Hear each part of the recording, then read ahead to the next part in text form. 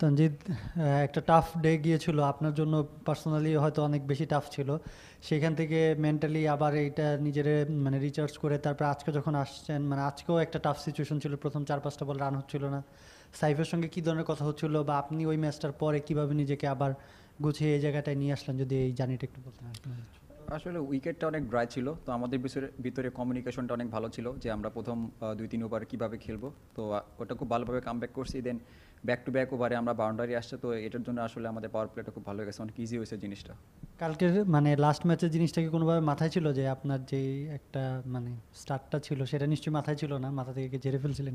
কখনই আমি এভাবে চিন্তা করি না। আমি প্রত্যেক ম্যাচে চেষ্টা করি যাতে টিমকে ভালো কিছু কন্ট্রিবিউট করার। আগের যেটা হয়ে গেছে ওটা পাস্ট, ওটা তো আর ফিরে আসবে না। তো আজকে নতুনভাবে শুরু করার ট্রাই করছি।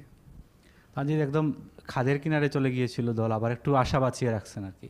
তো এখন আপনারা কি, আপনাদের কাছে কি পরিষ্কার মানে ইকুয়েশনটা কি, আপনার কি হলে, আপনারা তো এখন টুর্নামেন্টে ঠিকই আছেন, সুপার ফোরে যেতে হলে আফগানিস্তান এবং শ্রীলঙ্কা ম্যাচের রেজাল্টের অপেক্ষা করতে হবে। ইকুয়েশনটা কি আপনাদের কাছে পরিষ্কার, কি হলে কি হতে পারে? মাত্র খেলা শেষ হইলো, ইকুয়েশনটা এখনও আমার জানা নেই। যে গত কয়েকদিনে মনে হচ্ছে যে পজিটিভ কথা চেয়ে আসলে এইটা কেন হলো না, ওইটা কেন হলো না। আজকে তো বলা যায় যে আসলে নাসুম, তাসকিন, মুস্তাফিজ, রিশাদ সবার প্রশংসা করা যায়, একটু করেন। না, অবশ্যই আমাদের বোলিং যেরকম লাইন আপ, ওয়ার্ল্ড ক্লাস বলার, সব অনেক এক্সপিরিয়েন্স T20-তে। তো আসলে যে স্কোরটা হয়েছে আমাদের বিশ্বাস ছিল যে আমাদের বলার এটা ডিফেন্ড করতে পারবে, তো অবশ্যই তাদের credit goes to the bowlers. এটা নিয়ে কিছু বলার নাই, চেষ্টা করছি টিমকে ভালো কিছু কন্ট্রিবিউট করার, যাতে যেহেতু এই ম্যাচটা আমাদের ডু অর ডাই ম্যাচ ছিল, তো চেষ্টা করছি, আলহামদুলিল্লাহ। তাজিদ, কনগ্রেচুলেশন, ভালো টেনিস খেলছেন। একটু ডিফারেন্ট টাইপের প্রশ্ন, যে এরকম মাল্টি ন্যাশনাল টুর্নামেন্ট আসলে বাংলাদেশ কেন অলওয়েজ এরকম জানি একটু সমীকরণ, অমুক জিতলে তমুক যাবে, একটা ব্যাপার চলে আসে, এই ব্যাপারটাকে কীভাবে অ্যাড্রেস করেন? আমরা কখনো এভাবে দেখি না, প্রত্যেকটা ম্যাচ আমাদের জন্য ইম্পর্টেন্ট। আগের ম্যাচটা হেরে গেছি, তো কিছু বলার নেই এই ম্যাচটা নিয়ে, কারণ আগের ম্যাচটা আমরা খুব বাজেভাবে হারছি, আর্লি অনেক উইকেট পড়ে গেছিলো। যদি আমরা আগের ম্যাচটা আজকের মতো শুরু পাইতাম তাহলে হয়তো বা ভালো কিছু করা সম্ভব ছিল, বাট যেটা পাস্ট হয়ে গেছে ওটা নিয়ে চিন্তা করতে চাই না। আমরা যখনই কোনো ম্যাচে নামি সবাই কিন্তু তার 100% দেওয়ার ট্রাই করি, সবাই ট্রাই করে, আর সবাই নিজের খেলাটা খেলার ট্রাই করে, আর সবথেকে বেশি হচ্ছে মাঠে এনজয় করাটা। তো আজকে যেরকম দেখছেন মাঠে সবাই এনজয় করছে আর কি, সবার ভিতরে এফোর্টটা ছিল যে বা ভালো কিছু করার, তো সেটা হয়েছে আজকে। তাজিদ, মানে আপনাদের এখনও সম্ভাবনা আছে সুপার ফোরে যাওয়ার। জাস্ট দুটো প্রশ্ন, সেটা হচ্ছে কি যে আপনার কি মনে হয় যে লাস্ট দুটো ম্যাচে আর কি, লাস্ট 5 ওভার্স মানে আমাদের ব্যাটিংটা আর কি, আমরা যে ধরনের রান করা উচিত ওই ধরনের রান ঠিক করতে পারছি না। আমি বলতেছি না যে কেন পারছি না জানতে চাচ্ছি, মানে যে স্কোর রেটটা যেভাবে অন্যান্য দল করে ওইভাবে আমরা পারছি না লাস্ট 5 ওভার্স। না, আগের ম্যাচে লাস্টের ম্যাচে কিন্তু দেখছেন ফিনিশিংটা অনেক ভালো হয়েছিল। আগের ম্যাচে আমাদের প্রথম দিকে হয়তো বা শুরুটা খারাপ ছিল, শেষের দিকেও কিন্তু ব্যাটসম্যানরা পুষাই দিছে। আজকে হয়তো বা হয় না, কারণ উইকেটটা একটু ট্রিকি ছিল, আপনি দেখছেন যে বল অতটা ভালো ব্যাটে আসছিল না।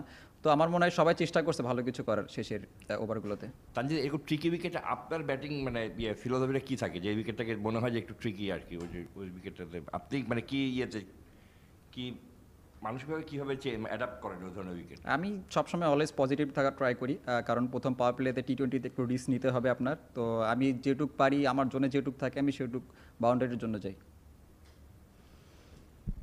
তানজিদ, আফগানিস্তানি স্পিনারদের নিয়ে অনেক চর্চা হয়, তো স্পিনারদের মোকাবেলা করার জন্য আপনাদের আজকে আলাদা কোনো প্ল্যান ছিল কিনা আসলে? এইরকম কোনো কিছু ছিল না আসলে। দেখেন, যদি আপনি তাদের নাম দেখে খেলেন তাহলে হয়তো অনেক ডিফিকাল্ট আমাদের জন্য। আমরা জাস্ট বলকে দেখে খেলার ট্রাই করছি, তো এই জন্য আমাদের জন্য ইজি হয়েছে জিনিসটা। তানজিদ, নাসুমের ব্যাপারটা একটু বলবেন। তিনি একটা মানে আজকেই ফার্স্ট একটা মানে 11-এ এলেন এবং যে বোলিং ব্রেকটা দিলেন, এইটি একটা ব্যাপার। আরেকটি হচ্ছিল যে এখন কি একটু মানে আফসোস হয় কি না যে নেদারল্যান্ডস হংকংয়ের সঙ্গে আমরা রান রেটটা আরেকটু বাড়াতে পারলে হয়তো বা আরেকটু নিশ্চিত থাকা যেত?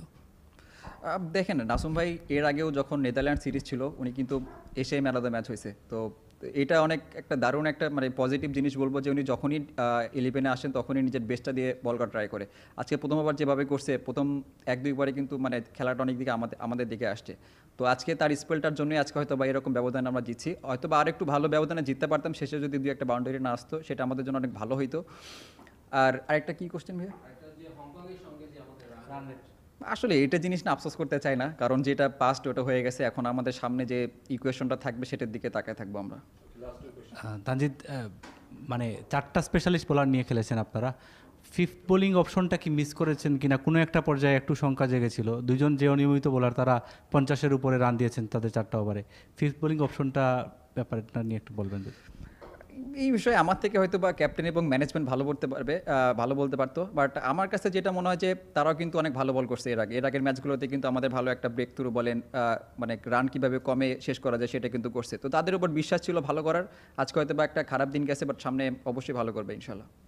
তানজিদ, আপনারা যখন ফিল্ডে ছিলেন তখন কি ওই জিনিসটা মাথায় ছিল যে একটু বড় ব্যবধানে জেতা, বা মানে ওই ইয়াটাকে আপনাদেরকে টিম থেকে বলা হয়েছিল যে আমরা একটু বড় ব্যবধানে জিতলে আমাদের রান রেটটা একটু ভালো থাকবে, এই ব্যাপারটা মাথায় ছিল কিনা? অবশ্যই মাথায় ছিল, মানে সুযোগ ছিল আমাদের, বাট হয়তো বা হইলে আমাদের টিমের জন্য ভালো হইতো, বাট হয় নাই তো কিছু নাই, কারণ আমাদের ম্যাচ এটা জিততে হতো, তো ম্যাচ জিতছি এটা সব থেকে বড় ব্যাপার।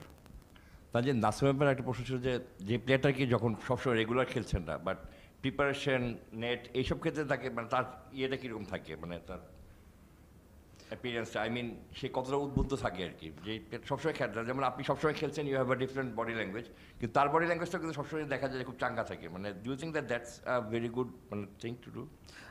দেখেন আমাদের টিমের ভিতরে কিন্তু অনেক একটা হেলদি কম্পিটিশন চলতেছে, মানে যে সুযোগ পাইতেছে সেই কিন্তু 100% দেওয়ার ট্রাই করতেছে, তার যেরকম প্র্যাকটিসে যেরকম এফোর্ট দেয় ম্যাচেও কিন্তু সেম এফোর্ট দেয় নাসুম ভাই। তো এই দিক থেকে বলবো যে শুধু নাসুম ভাই না, টিমের স্কোয়াডের যতগুলো প্লেয়ার আছে সবাই তাদের 100% প্র্যাকটিস এবং গেমে দেওয়ার ট্রাই করে। Thank you.